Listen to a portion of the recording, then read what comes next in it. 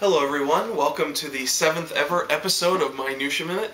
I am your host Beardo, and today we are going to be looking at my Wednesday comics. And here they are. So we'll get started right away.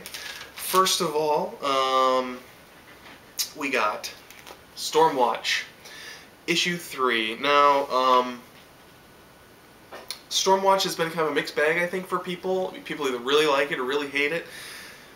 Regardless, you've got to dig the artwork. The artwork in these books are really, really great. I mean, just look at the covers. What you see is what you get. You really can't knock it. It's just fantastic artwork. It reminds me a lot, actually, of the old Authority books, which really made me want to start digging these out again. Even though the style is somewhat different, I think the technique is really similar in that they utilize sort of some of the computer effects in sort of the same way. To enhance the artwork, which is good in this case. I think it fits the title,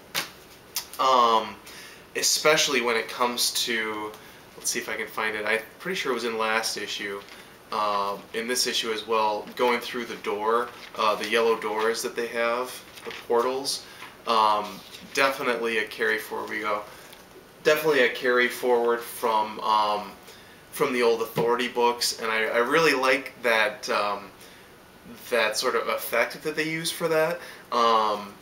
It's kind of reminds me of the beaming in Star Trek. You know, no matter how far forward in time we get, that it's still reminiscent of the old sort of cheesy Christmas tree light beaming effect from the TV show.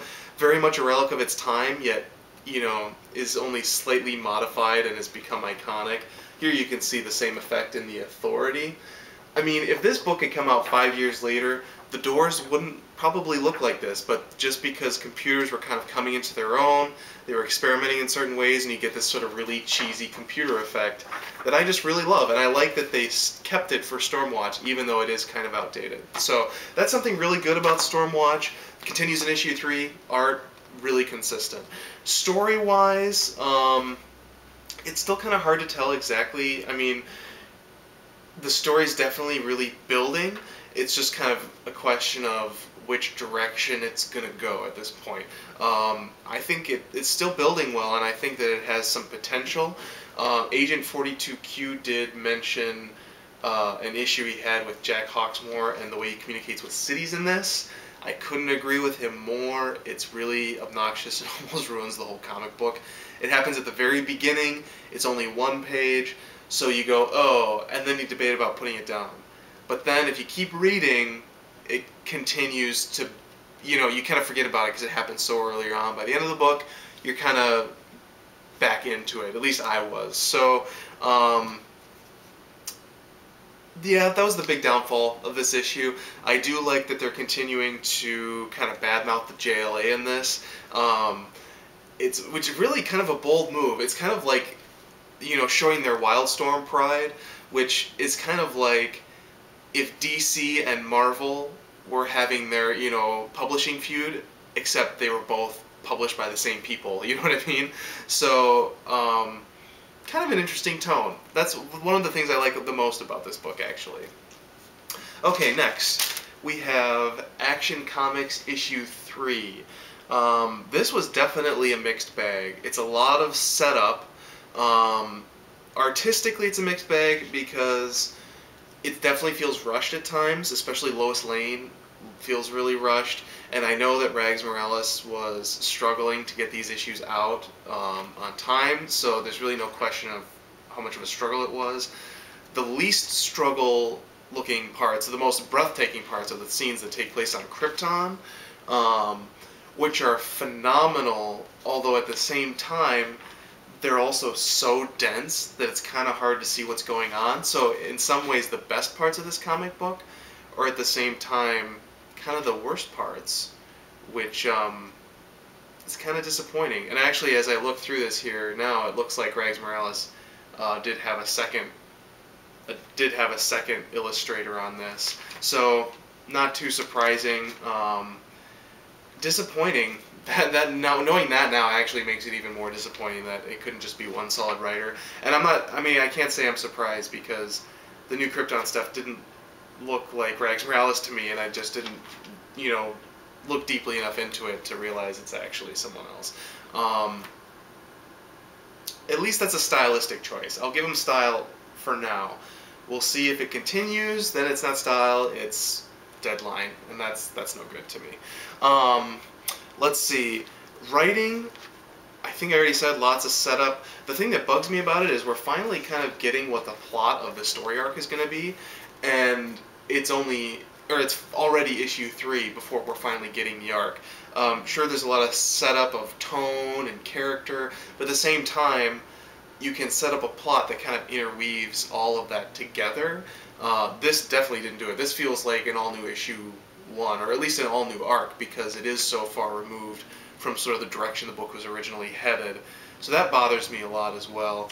I do like the setup of Man vs. Machine, which happens in this book. If you remember my episode 6.4, I did talk about Superman as Man vs. Machine kind of thing.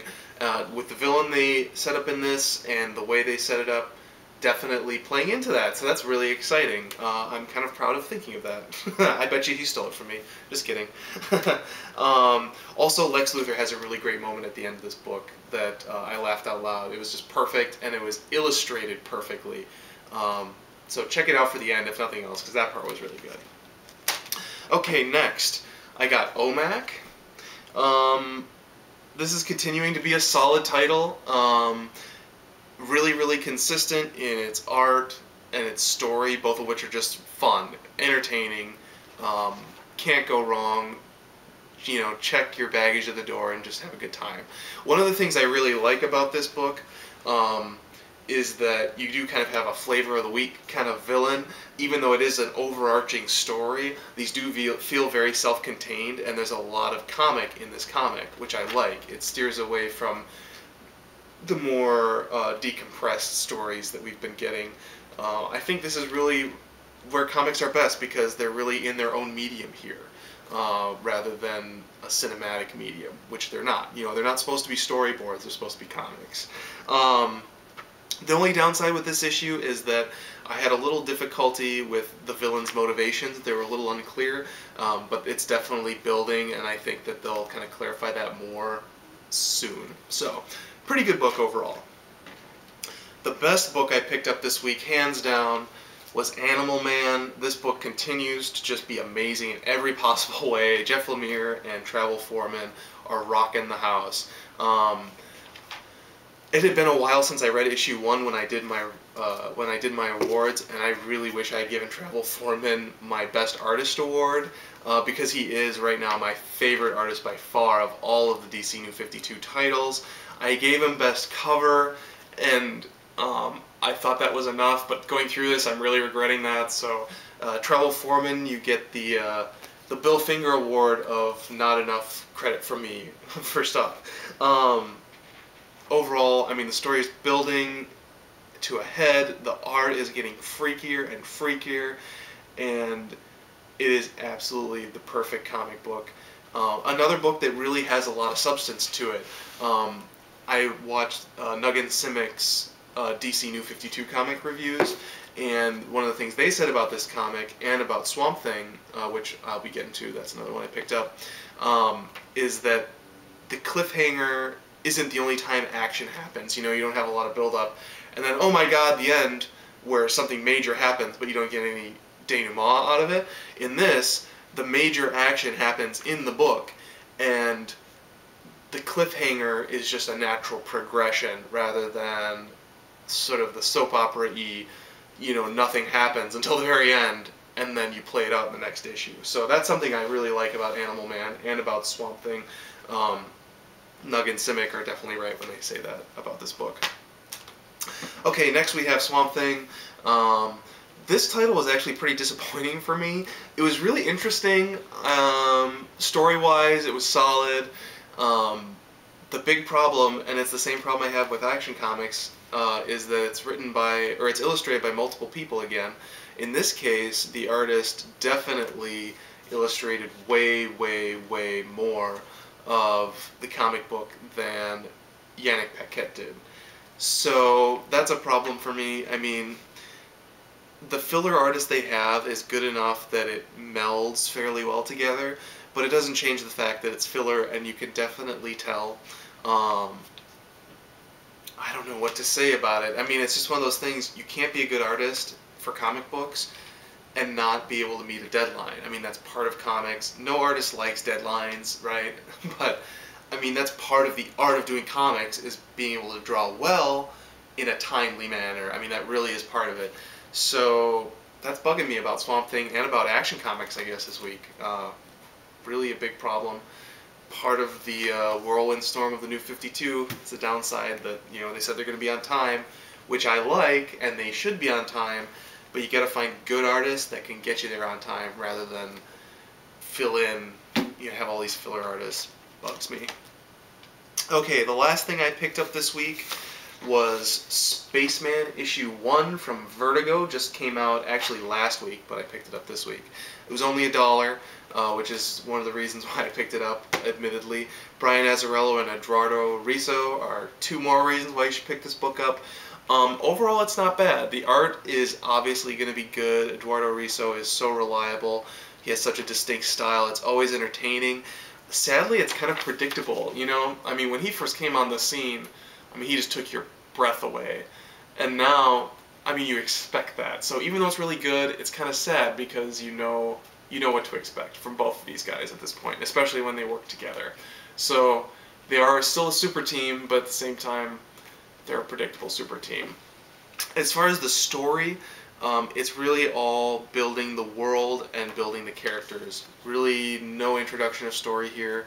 I mean, well, I shouldn't say that. You introduce the story, you tease the story, you don't really tell the story. I'm definitely going to pick up issue 2 to see where it's going. I will say that the world that they set up is nice. It's not really that original. It's interesting enough that if the story's good, I'm definitely going to continue to pick it up. So I'll get issue 2, it might be great, and then I'll keep going. If not, I'll probably drop it and maybe pick up the trade or rent the trade or something. So anyway, that's Spaceman. Let me know what you think of this one if you guys have read it. I'm curious to know what other people are thinking about it. Okay, so that's all. That's the conclusion of the Minutia Minute for today. Our Minutia Morsel, I just wanted to touch on something I've talked with some of you guys online about, which is sort of Hollywood taking over comics. And I had this as a Minutia Minute, or Minutia Morsel earlier, but I just kind of wanted to be a little more specific, kind of about what I was thinking about, which is that it's not so much that Hollywood has taken over comics and, you know, sort of stealing all our great stuff kind of a thing. It's not like that. It's much more that comics have begun to pander to what they think Hollywood is going to want so they can sell it to Hollywood. I think that this was really facilitated by the expanding sort of cinematic style of comic books, and it really, you know, it's just a negative feedback loop. It just keeps feeding on itself, and that bugs me a lot. And the thing that's important to keep in mind is, like, in the past, we've always had these little superhero bursts. It hasn't been such a sustained burst as it has been over the last, 10 years now, that comic books have been, or comic book characters have just been raped and pillaged by Hollywood. Batman in the 60s, the TV show, people have mixed feelings about it now.